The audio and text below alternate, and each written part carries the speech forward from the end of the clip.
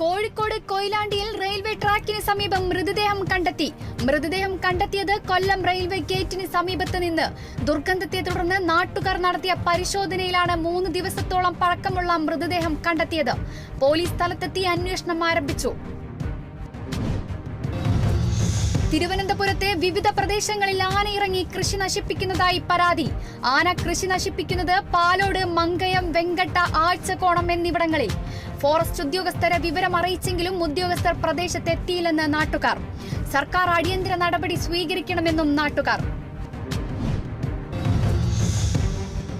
മലപ്പുറത്ത് നീന്തൽ പരിശീലനത്തിനിടെ അപകടത്തിൽപ്പെട്ട് ചികിത്സയിലായിരുന്ന 4 വയസ്സുകാരൻ മരിച്ചത് കോട്ടക്കൽ സ്വദേശി ധ്യാൻ നാരായണൻ. രക്ഷിതാക്കൾ നീന്തൽ പഠിപ്പിക്കുന്നതിനിടെ കുട്ടി മുങ്ങിപ്പോവുകയായിരുന്നു. മലപ്പുറം കൊണ്ടോട്ടി മുസ്ലിയാരങ്ങാടിയിൽ സ്കൂൾ വാൻ താഴ്ചയിലേക്ക് മറിഞ്ഞു. ഡ്രൈവറും കുട്ടികളും അടക്കം 12 പേർക്ക് പരിക്ക്. ആരുടെയും നില ഗുരുതരമല്ല.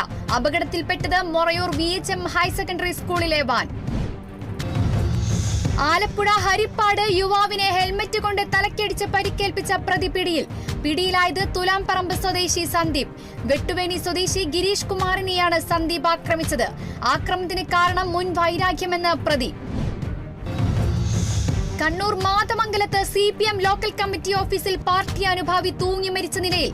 മരിച്ചത് കുറ്റൂർ സ്വദേശി K രഘു. സംഭവം മേവി സ്മാരക മന്ദിരത്തിൽ. തിരുവാർപ്പ് ശ്രീകൃഷ്ണസ്വാമി ക്ഷേത്രത്തിലെ കാണിക്ക വഞ്ചികൾ തകർത്ത് മോഷണ ശ്രമം. കഴിഞ്ഞ ദിവസം കാണിക്ക വഞ്ചികളിൽ നിന്നും പണം എടുത്തതിനാൽ പണം ഉണ്ടാകില്ലെന്നാണ് വിലയിരുത്തൽ. CCTV ദൃശ്യങ്ങൾ കേന്ദ്രീകരിച്ച് അന്വേഷണം ആരംഭിച്ചു. തിരുവനന്തപുരം കരകുളം ഗ്രാമപഞ്ചായത്ത് സമ്പൂർണ്ണ ശുചിത്വ ക്യാമ്പയിൻ സംഘടിപ്പിച്ചു. പരിപാടി മന്ത്രി GR അനിൽ ഉദ്ഘാടനം ചെയ്തു. വൃത്തിയുള്ള വീടൊരുക്കാം, ശുചിത്വമുള്ള നാളിനായി ഒന്നിക്കാമെന്ന മുദ്രാവാക്യം ഉയർത്തിക്കൊണ്ട് ഗ്രാമ കൂട്ടായ്മകൾ സംഘടിപ്പിച്ചു. ചടങ്ങിൽ SSLC+2 മികച്ച വിജയം നേടിയവരെ മന്ത്രി ആദരിച്ചു. സൗദി അറേബ്യയിലെ മഹായിലിൽ പിക്കപ്പും വാട്ടർ ടാങ്കറും കൂട്ടിയിടിച്ച് 5 മരണം. അപകടത്തിൽപ്പെട്ടത് 2 വിദ്യാർത്ഥികളും 3 വിദേശികളും. അപകടത്തിൽ പിക്കപ്പ് വാൻ പൂർണ്ണമായും തകർന്നു.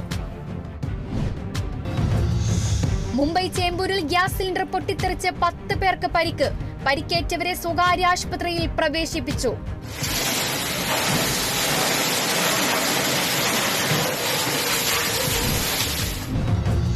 ഉത്തർപ്രദേശിൽ AC പൊട്ടിത്തെറിച്ച് തീപിടുത്തം. വസുന്ധര സെക്ടറിലെ പാർപ്പിട സമുച്ചയത്തിലുണ്ടായ അപകടത്തിൽ കെട്ടിടത്തിന്റെ 2 നിലകൾ പൂർണ്ണമായും അഗ്നിക്കിരയായി. അപകട കാരണം AC അമിതമായി പ്രവർത്തിച്ചതെന്ന് ഫയർഫോഴ്സ്.